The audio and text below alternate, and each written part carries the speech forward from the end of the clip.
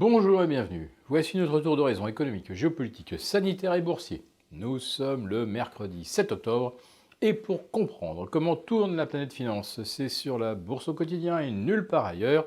Et l'épisode du jour s'intitulera 4 jours de rage compactés en un seul tweet. Oui, Donald Trump n'avait pas beaucoup tweeté depuis vendredi dernier et son admission au Walter Reed Hospital de Bethesda. De retour à la Maison-Blanche, il a commencé à se déchaîner, mais au bout de 4 jours, vraiment, il avait les neurones qui commençaient à fumer. Ça faisait 4 jours qu'il n'avait pas balancé de vilainie sur les démocrates. Donc hier soir, il s'est vraiment lâché.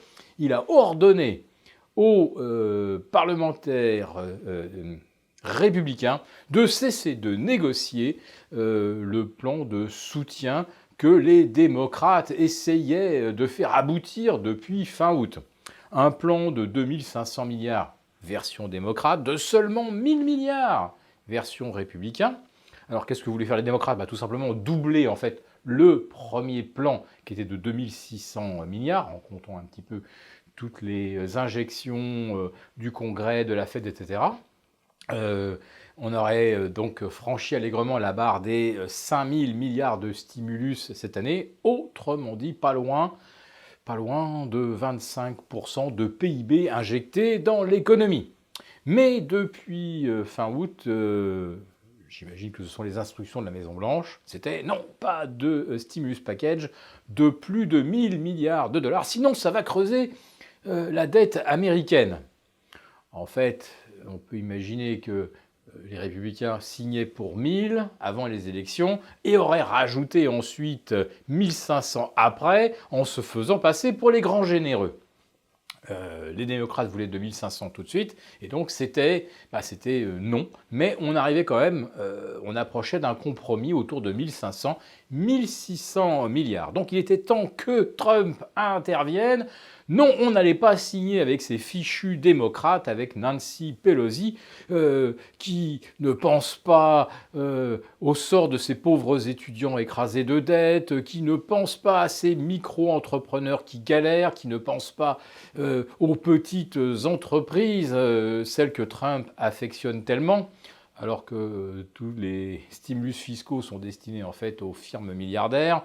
On se rappelle de cette grande amnistie fiscale à 10% pour que toutes les multinationales qui fraudaient le fisc rapatrient l'argent aux États-Unis il y a 3 ans. Bref, si les négociations échouent, c'est parce que Trump n'avait plus d'autre choix, vu l'attitude de Nancy Pelosi, que d'arrêter les négociations.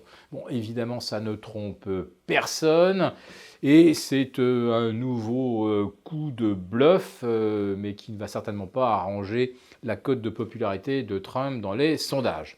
Mais peu importe, on commence à comprendre que Trump va contester le résultat des élections, quel qu'il soit. Parce que même si les démocrates l'emportent par 56 à 44, Trump contestera les résultats dans les 2-3 États où les résultats seront serrés. Et on recomptera et les marchés, eux, semblent quand même jouer maintenant la carte Biden en se disant, bon, voilà, maintenant Trump, il s'est grillé. Et avec cette histoire-là d'arrêt des négociations, on va dire que ses chances tombent pratiquement à zéro. Alors Trump tente quand même de dégainer un joker, c'est le complot démocrate en 2016. Vous savez, les Ruskov qui étaient derrière l'élection de Trump, qui auraient manipulé les électeurs, etc. Et Trump aurait les preuves que c'était un coup monté des démocrates. Alors on va bien voir si effectivement ça sort ou pas. Trump a ordonné de déclassifier des archives de 2016, alors que généralement, on a 30 ans avant que ça sorte dans le grand public. Alors, est-ce que Wall Street va survivre à l'affaire du stimulus package ? Il semblerait que oui. Alors hier soir, à 20h47, le Dow Jones perd 300 points en quelques secondes, puis 300 points supplémentaires au cours des 2 minutes à suivre. Mais finalement, il n'a perdu quoi que 1,30%, ce qu'il avait gagné la veille. Quant au Nasdaq, il reperdait 1,5%, mais il en avait gagné 2,5% la veille, et en préouverture, il reprendrait plus de 1%. Autrement dit, j'ai vraiment l'impression qu'à Wall Street, on est passé, alors pas vraiment à autre chose, mais on commence vraiment à jouer l'hypothèse de l'élection de Joe Biden. Et l'élection de Joe Biden, ça rime avec un stimulus package de 2500 milliards de dollars. Alors la Fed, elle, se désole un petit peu que ce package n'ait pas été adopté tout de suite, parce que là, l'économie, elle en avait besoin tout de suite là, de cet argent. Sinon, la croissance, elle est fragile. Et eh bien, on risque de générer de nouvelles souffrances en prenant du retard.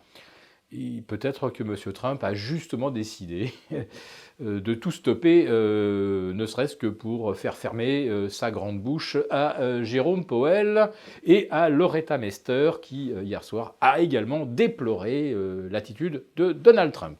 Voilà. Si cette vidéo vous a plu, n'hésitez pas à nous mettre un pouce. On vous retrouve demain pour le live avec nos abonnés premium.